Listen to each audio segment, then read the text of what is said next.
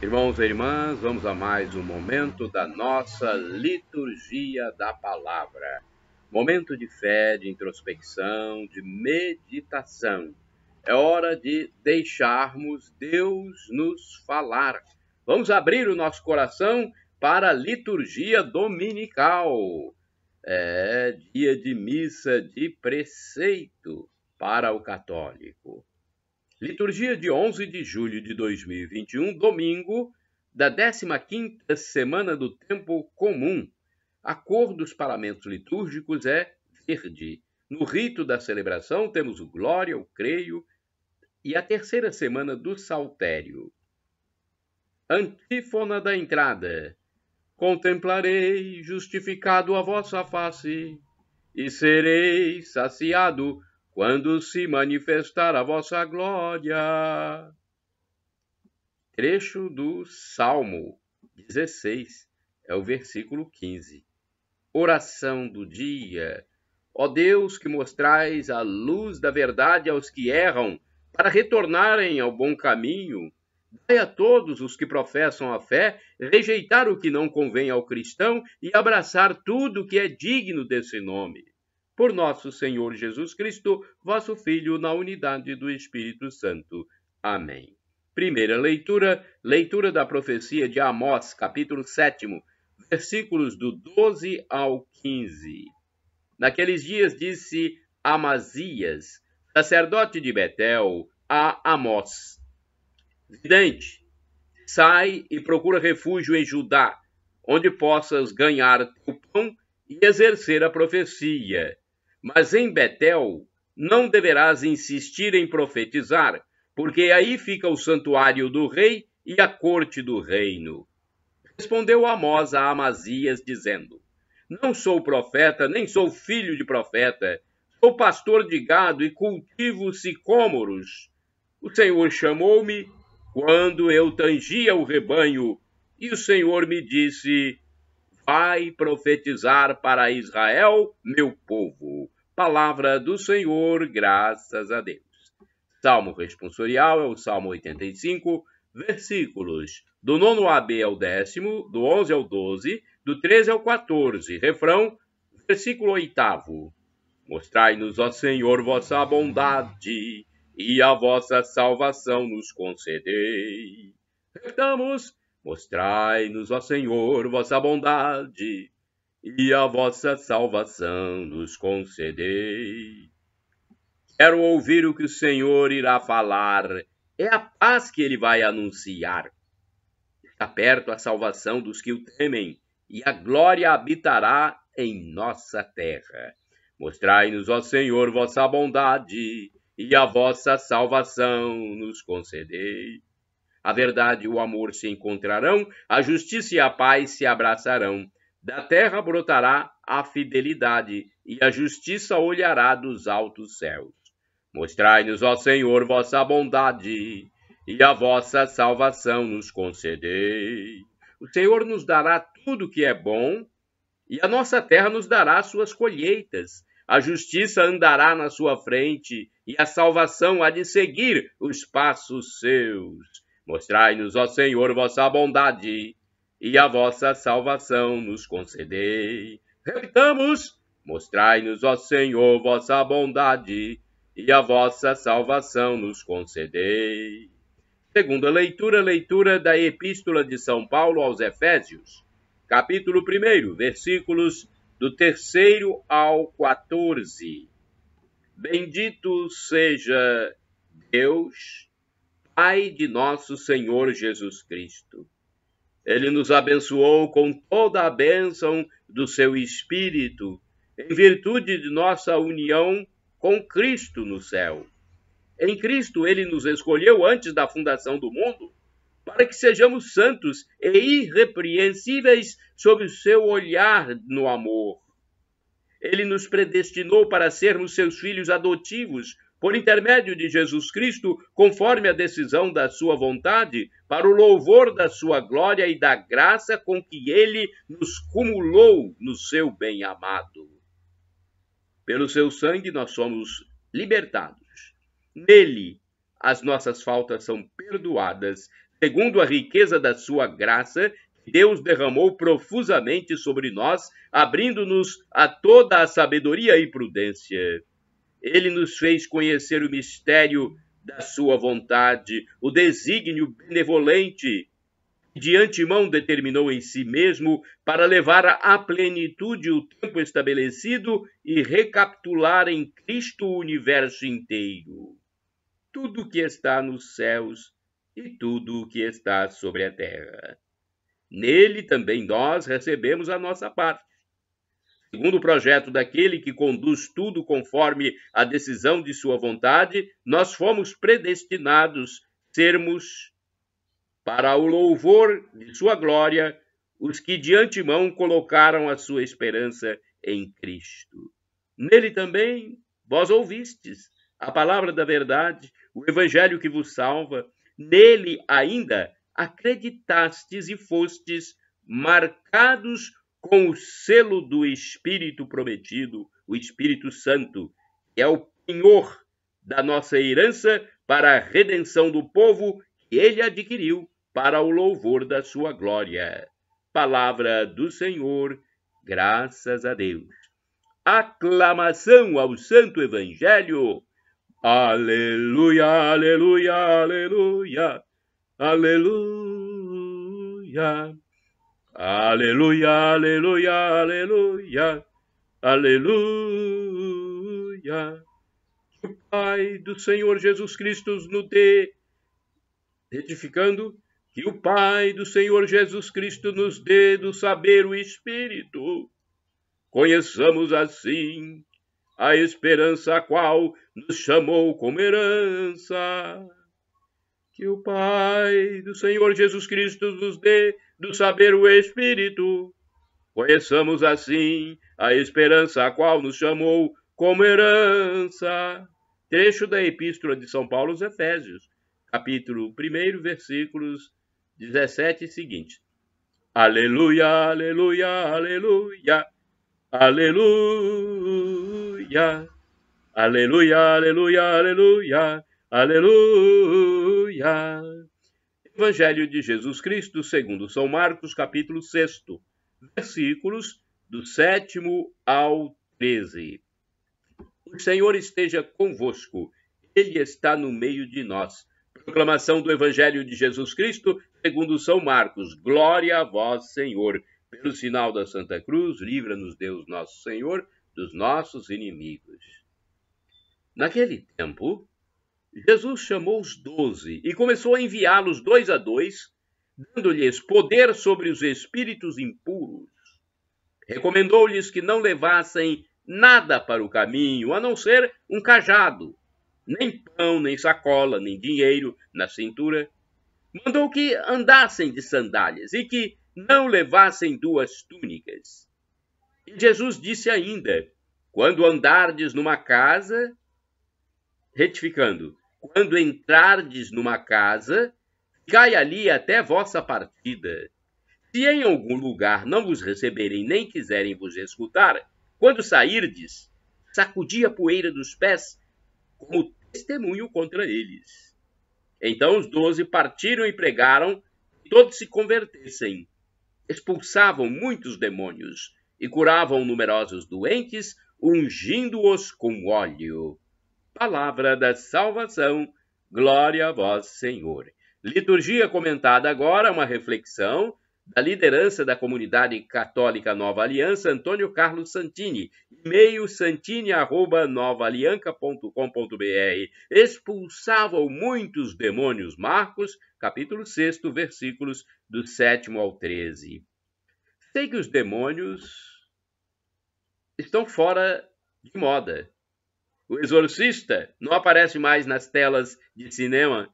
Teólogos dedicam todo o seu engenho em desmistificar o Evangelho, ou desmitificar o Evangelho. Não que faltem demônios, como terroristas com seus carros-bomba, médicos que fazem o tráfico de órgãos e políticos corruptos que sugam o sangue do povo, mas é missão da Igreja limpar o ambiente de todo espírito mau. Neste Evangelho, Os primeiros enviados de Jesus Cristo fazem muito bem este trabalho de limpeza.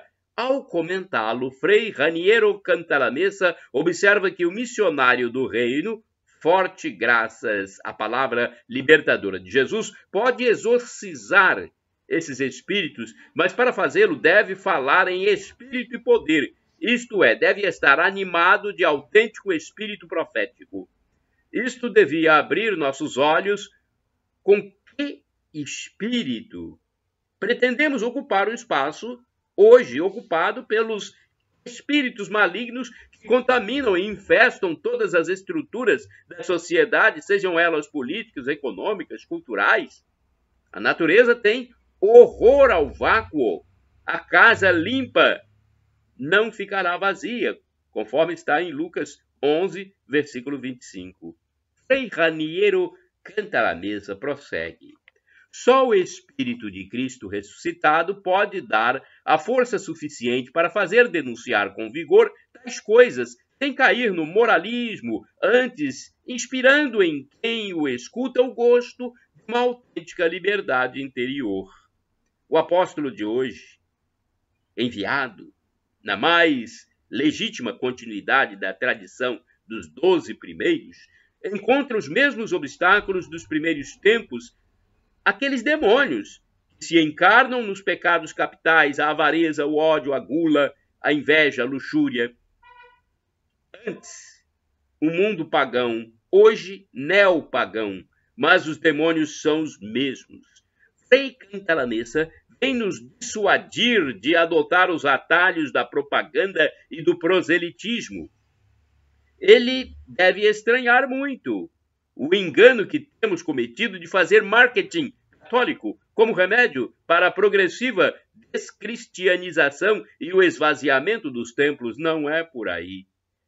Tudo isso não se improvisa, é preciso começar de longe, ressuscitando nos batizados sua consciência de ser povo profético, chamado das trevas à luz para proclamar as obras maravilhosas do Senhor, conforme a primeira epístola de São Pedro, capítulo 2, versículo 9.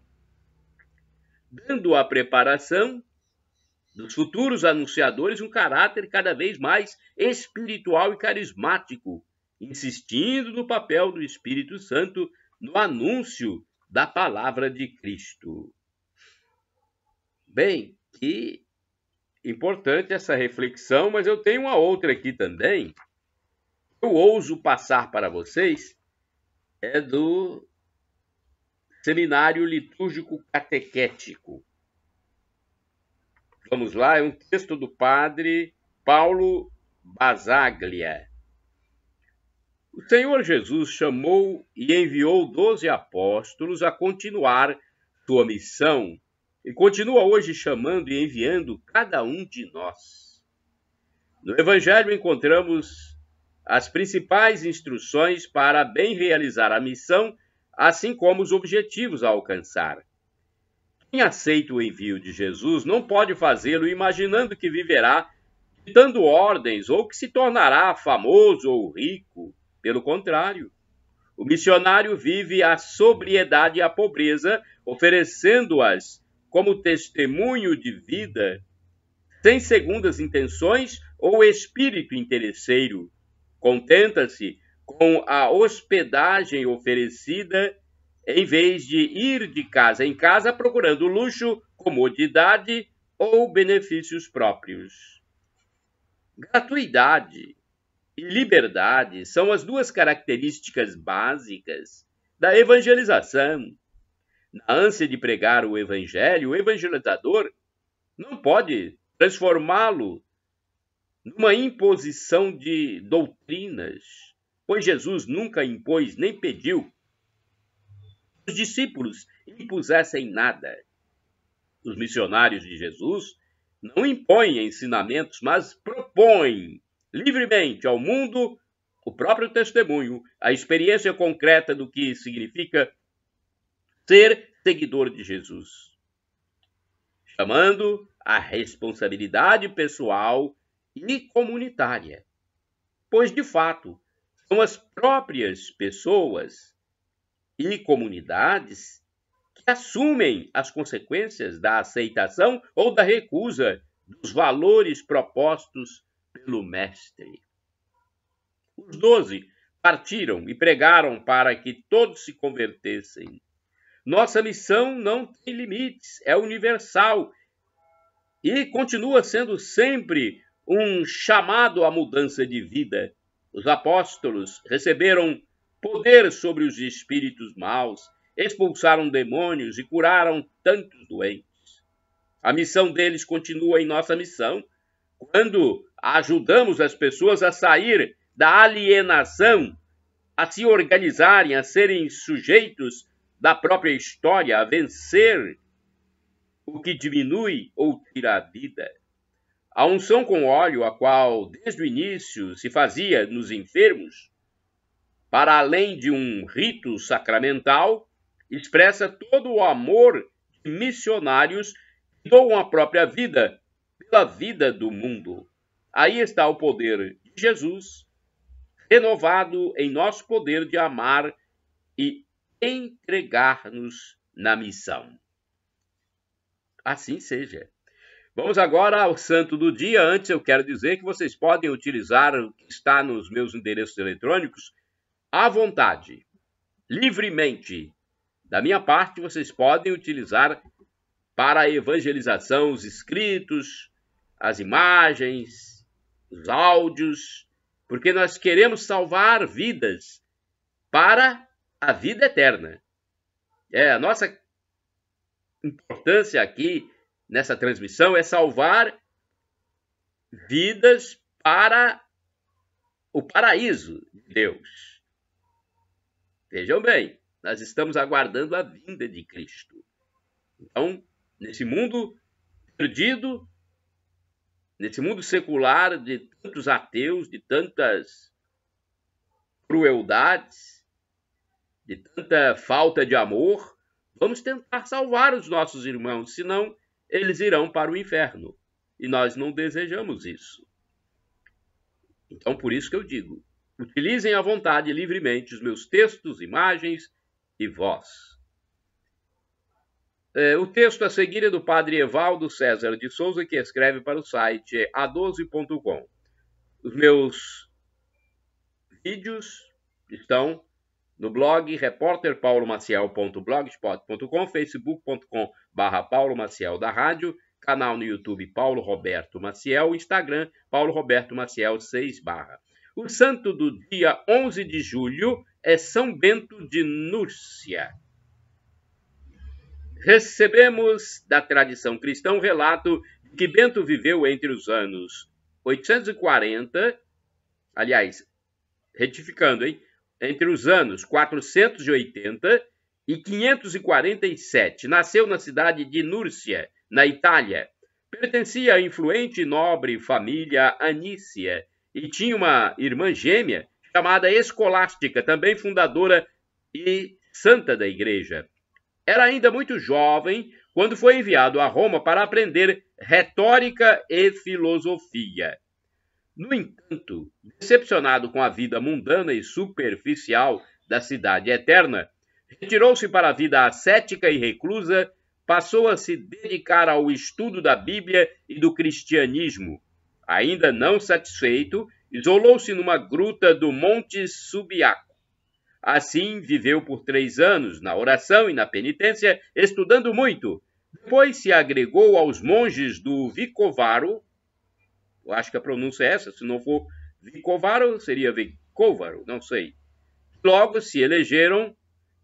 o elegeram seu prior. Olha aí, elegeram São Bento de Núrcia como seu líder. Mas a disciplina exigida por Bento era tão rígida, estes monges indolentes tentaram envenená-lo. Meu Deus do céu, dentro da igreja, tentaram envenená-lo no mosteiro, né? Bento abandonou então o convento e no sopé do Monte Cassino construiu seu primeiro mosteiro. O símbolo e emblema que escolheu foram ora et labora, reza e trabalha. E a cruz e o arado passaram a ser o exemplo da vida católica dali em diante. Deste modo se estabelecia o ritmo de vida monástica, o justo equilíbrio do corpo, da alma e do espírito para manter o homem em comunhão com Deus. Ainda registrou que o monge deve ser não soberbo, não violento, não comilão, não dorminhoco, não preguiçoso, não detrator, não murmurador. Olha, qualidades para o monge. Este monge propôs um novo modelo de homem, aquele que vive em completa união com Deus, através do seu próprio trabalho, fabricando os próprios instrumentos para lavrar a terra. Celebrado pela Igreja no dia 11 de julho, São Bento de Núrcia foi declarado patrono principal de toda a Europa pelo Papa Paulo VI em 1964. Reflexão: Bento, modelo de santo, foge da tentação para levar uma vida de atenção à presença de Deus. Através de um esquema equilibrado de vida e oração, chegou ao ponto de se aproximar da glória de Deus. Seu lema, ora et labora, reza e trabalha, não perdeu ainda hoje a sua importância e eficácia como desafio e modelo de santidade perfeita. Oração, rezemos. Glorioso São Bento de Núrcia, conhecido por vossa santidade e sabedoria, amparai os eremitas que hoje vivem à procura de uma íntima comunhão com Deus, dai-lhes força em seus combates espirituais e a graça de perseverarem até o fim no caminho da santidade. Amém.